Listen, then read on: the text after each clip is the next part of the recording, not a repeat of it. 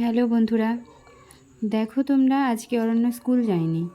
তো নিজের মনে একা একা দেখছি আমাকে বলল, মা আমি ড্রয়িং করব, আমাকে ড্রয়িংয়ের খাতা পেন্সিল বের করে দাও। স্কুল না থাকলে যা হয় বদমাইশি, 24 ঘন্টা ফোন নিয়ে থাকে, আমি ফোনটা নিয়ে নিয়েছিলাম।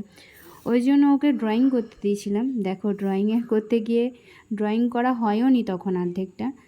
তো ওই দেখো রং পেন্সিল নিয়ে কি সুন্দর খেলছে নিজের মনে একা একা।